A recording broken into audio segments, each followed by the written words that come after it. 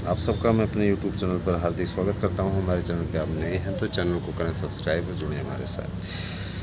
मेरे प्यारे मित्रों, अब आप लोगों के लिए हम महत्वपूर्ण सूचनाओं के साथ उपस्थित हैं और मुझे पूर्ण विश्वास है कि हमारे द्वारा जो सूचनाएं आपको दी जा रही हैं वह बहुत ही महत्वपूर्ण होने वाली है। आप लोग काफ़ी दिनों से भर्तियों की प्रतीक्षा कर रहे हैं। अब ये प्रतीक्षा समाप्त होने की ओर अग्रसर है, क्योंकि ये शासन को भी मालूम है कि अगर अब हमने गोली देने की कोशिश की तो अब हमको आगे जनता गोली दे देगी। गोली नहीं देंगे, निश्चित रूप से इसमें अब कुछ बड़ा होने वाला है।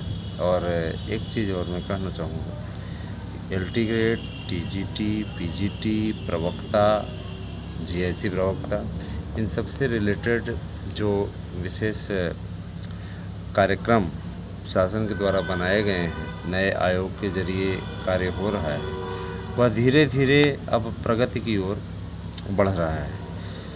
अच्छा, चाहे आपका 10,000 के ऊपर LT ग्रेड की भर्ती हो और चाहे आपके TGT PGT की 21,500 से ज़्यादा की भर्ती हो, जाहिर सी बात है पदों की संख्या खाली है, अभ्यर्थियों का दबाव है। वेटिंग लिस्ट के विषय में भी महत्वपूर्ण सूचना है। प्रतियोगी संगठन पूरी तरीके से सक्रिय हैं और उनके द्वारा उत्तरोत्तर प्रयास किया जा रहा है कि एक नई लिस्ट निकले। और हमारी प्रतियोगी संगठन के एक बड़े कर्मठ नेता से बात हुई थी, जिनमें ये कहना था कि बहुत जल्दी ही सेकंड लिस्ट भी निकलेगी, इस पर कोई दिक्कत नहीं है। और चूँकि पदों की संख्या ज़बरदस्त रूप से खाली रही, इस पर बहुत से लोग काउंसलिंग के लिए पहुँचे ही नहीं, तो एकदम सुनिश्चित है कि अब इस पर आपका आएगा, फिर से वेटिंग लिस्ट आएगी। और इसमें उन लोगों का जो अभी तक लटके रहे हैं उनका कल्याण होना तय है। अच्छा, चलते हैं हम दूसरे मुद्दों की ओर।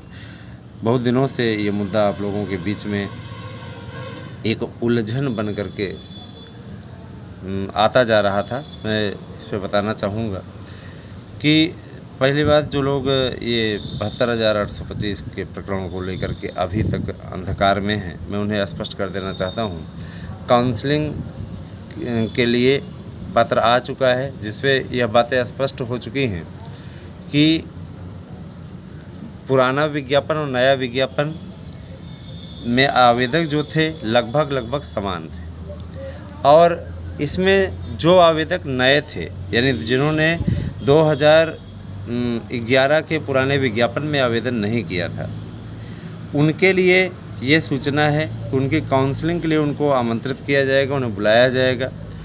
ठीक है, काउंसलिंग इसलिए भी कराना सरकार चाहती है, इसलिए भी चाहती है, उसके पीछे रीज़न है, इन्हें पैसा वापस करना पड़ जाएगा और काफ़ी अच्छा खासा भंडार है वो।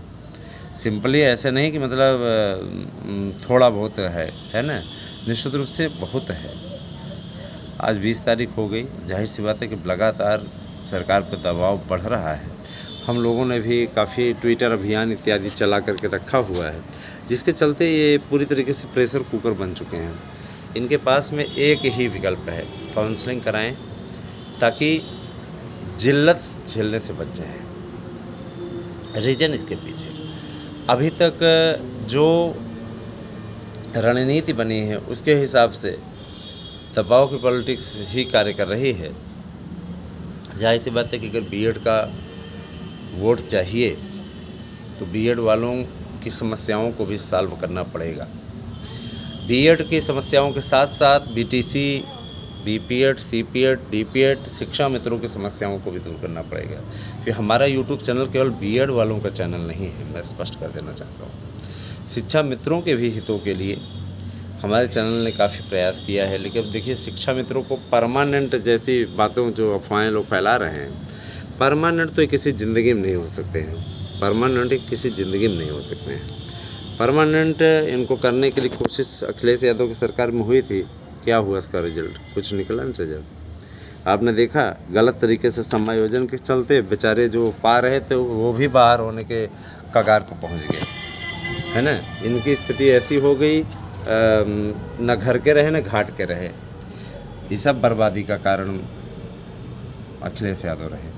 जहाँ कर रहे थे नौकरी, जितना कर रहे थे, अगर मानदेय बढ़ाने की दिशा में कार्य किया गया होता तो मेरे ख्याल से अगर मानदेय 20,000 भी कर देते, 20-21 हज़ार भी इनका कर देते, है ना, तो निश्चित रूप से उस पर कोई उंगली नहीं उठती। और लोक संविदा टीचर्स के लिए और जो भाई प्रक्रिया है, कोर्ट ने बाहर किया तमाम प्रकार की चीज़ें, वो अपना कोर्ट का मैटर है। कोर्ट ने इसलिए बाहर किया क्योंकि आप अच्छी तरीके से जानते हैं कि ये असंगत थे, और साथ ही साथ ये न तो पैरा टीचर की श्रेणी में आते हैं, न ही किसी अन्य।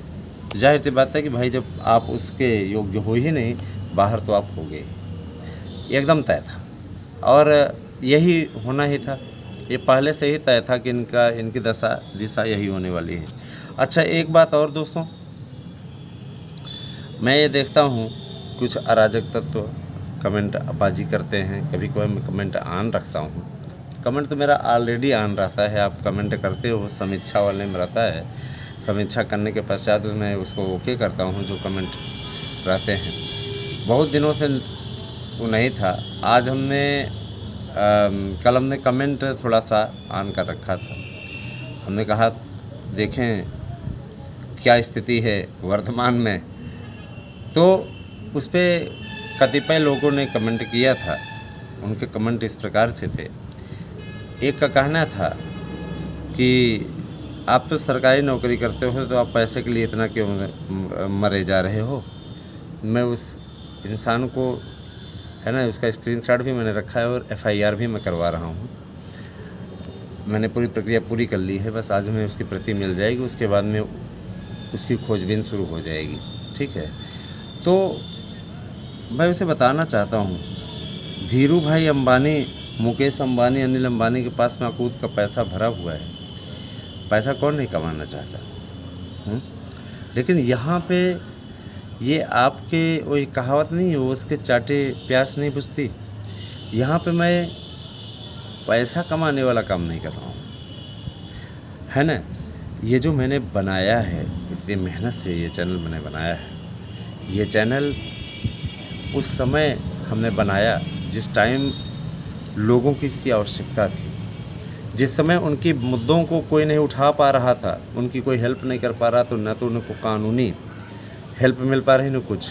अब मैं एक वकील भी हूँ, मेरी वाइफ भी वकील है, जाहिर सी बात है कि हम दोनों सरकारी टीचर भी हैं, वो प्राइमरी टीचर हैं, तो हम इंटर कॉलेज में टीचर हैं।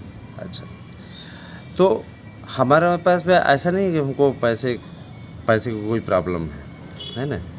जो लोग कभी जीवन में कुछ नहीं कर पाते हैं ना, वही दूसरे पे ब्लेम लगाने आते हैं, याद रखिएगा।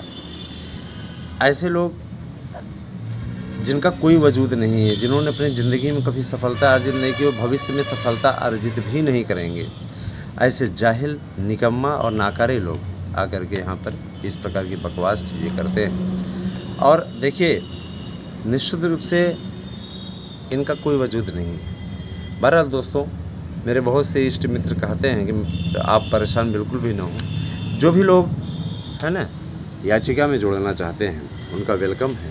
निश्चित रूप से काउंसलिंग को लेकर के एक अभ्यर्थी ने पूछा, तो मैं बता देना चाहता हूँ, सरकार की मंशा पर डिपेंड करता है।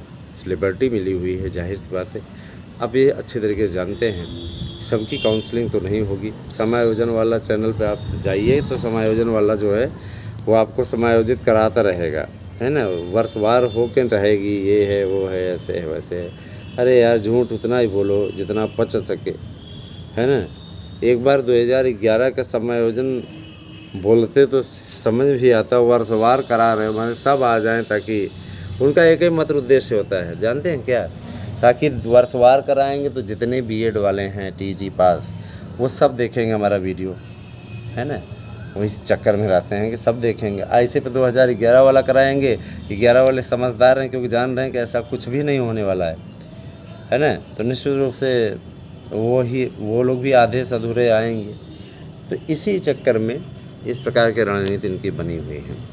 अच्छा, एक बात और, निश्चित रूप से आने वाला समय बहुत इम्पॉर्टेंट होने वाला है। ये समय आप लोगों के लिए विशेष रूप से महत्वपूर्ण है। शॉर्ट्स वीडियोस भी अब हमारे YouTube चैनल पे आप लोगों को मिलते रहेंगे, ये भी ज़रूरी भी हैं, है ना। निश्चित रूप से ये ज़रूरी भी हैं और बनना भी चाहिए, है ना। क्योंकि हम ये अच्छे तरीके से जानते हैं कि शिक्षक बनना हर किसी विद्यार्थी का, अभ्यर्थी का सपना है। वो सपना तभी पूरा हो सकता है जब आप अच्छा कर्म करें। अभी से लग जाइए, परिश्रम करिए। अच्छा परिश्रम आप लोगों को सफलता के दायरे में लाता है। Thank you, have a nice day. और हाँ, एक बात और, नोट्स चाहिए तो 8115998001 पे ये मेरा व्हाट्सएप नंबर है ना। इस पे आप अपना एड्रेस, पिन कोड सहित भेजिए। इसी नंबर पे आप करिए पेमेंट और निश्चित रूप से आपको आपका नोट्स मिल जाएगा। ठीक है, thank you, have a nice day.